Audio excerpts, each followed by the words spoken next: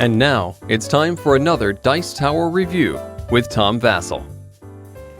Howdy folks, today we're going to take a look at a game called Clocks. Now Clocks is the game about, well, clocks, but it's actually about dice on clocks. So it's an auction game where you're going to be bidding for dice and placing those dice so that they make a clock that goes from 1 to 12 because any other clock would be incredibly ridiculous.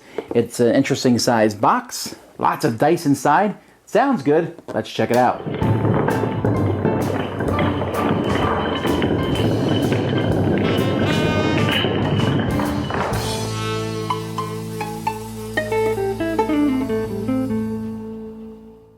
Each player is going to get a clock that they're going to have in front of them. They're going to start with some money. It's kind of this cheap tiddlywink money. And you can actually use the clock on one of two sides. This is the backwards clock, and it goes backwards. Although, for the life of me, I can't figure out why. I mean, even though it goes backwards, the game functionally is identical to the other side, so why not make it go forward? I mean, they have different abilities on each side, but anyhow. So players are going to be, what they're trying to do is players are trying to get dice that match the pips that are shown at each hour. So this is 2, and then you'd want to get a 3 here, etc. And once you get to 7, you'll notice that there's a 6 die here, so you would need a 6 plus a 1, and that would be 7, all the way up to 12, which has a 6 there, and you just need another 6 to take its spot.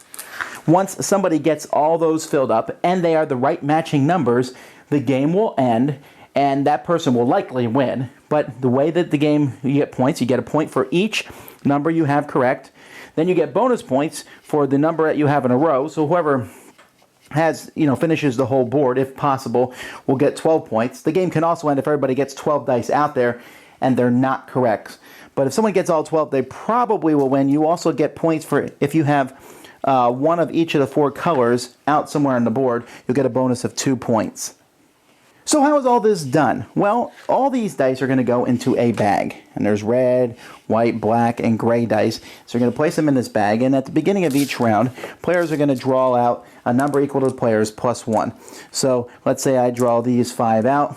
I will then take these and split them into groups. So there's basically going to be one group. I'll roll them first. So I roll them, and I split them in groups. So let's say I'll put the 6 and the 1 together, the 5, and a 4. And then players are going to bid, secretly, money. And whatever you bid, you're going to lose it. And whoever bids the highest gets to draft first, so they get to take maybe these 2 or this one. And players will go around a table, and whoever paid the highest money gets first pick, second highest money, etc. Then you are required to place the die that you get. Now you place them in clockwise order, starting with 1, or if you're on the other side of the board, anti-clockwise order, whatever.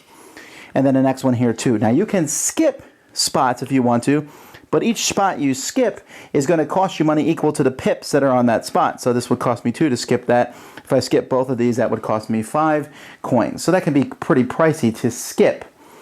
You can also, if you have a black die can skip 1 for free. The white and gray dice are nothing. They only matter for color scoring at the end of the game. A red die, if you get that, instead of placing it on your board, you can roll it, and that is how much money you will make. Now, after you place the die or dice on the board, you then have a free action that you can take. You can either take 3 silver coins from the bank, so you get 3 coins from the bank, or you can pick a die that's already on your clock and re-roll it, hoping to match the number that's there. Then you can spend money for an extra action. You can spend money to do any action that's inside the circle here. So here I can spend 2 coins, because it's at the 2, to add 1 to one of my dice. 4 coins to subtract 1. 6 coins to flip a die to the other side. 8 coins to switch 2 dice in the clock. 10 coins, I can pick one of the outside actions, or any of the actions that I have a perfect die at. And that's another thing about this game. When you place a die for the first time and it's the perfect die, you get the action of that space automatically if you want to. So many of the actions inside can be bought, but the actions on the outside can be gotten by putting a die. So here you get 2 coins, a coin, a coin. Here you roll 2 dice, and the game provides you with 2 yellow dice for this purpose. You roll 2 dice, and if you get a 7, you get 7 coins. Here at 11, you roll 2 dice. If you get double ones, you get 11 coins. The 9 gives you 2 coins. So there's different things. And so this is going to keep going on. Player is going to be, once everyone's done doing that, the next person is a starting person. They pull 5 more dice out of the bag. They roll them. They split them into groups. Players bid on taking the groups. You put them here on your clock. If you have any special actions, you do so. Blah, blah, blah, blah, blah. Like I said, when one person gets a perfect clock, the game ends, or when everybody's clock has 12 dice on it. Now I'm kind of a sucker for dice manipulation games, and that's what this game does, is it has dice and you can add one and flip the side of it, you can skip spaces, and that's some really cool ideas. And in fact, the game has a solitaire game.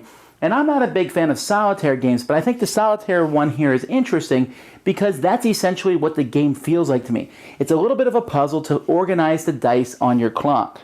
Now, when you play with more than one player, it's not that solitaire-ish because there's one major facet there, the auction, the blind bid auction, where you bid to draft dice. And that's semi-interesting, although I know some people don't like the blind bids where everybody pays, although you could bid nothing, and then you just take the last die each turn. But that part was not that interesting. It's hard to explain. You're only pulling 5 dice. You're splitting them into one group of 2, and then one group of 1, 2, or 3s, depending on how many players. I like the whole I split, you choose thing, but you're not really I split, we bid. Didn't work as well in this particular game because the meat and potatoes of this game is messing around with the clock, putting your dice in the clock. Some of the special abilities too are just silly. I mean, really, on 11, you roll 2 dice and you get 11 if you roll double ones. You have a 1 out of 36 chance. Why?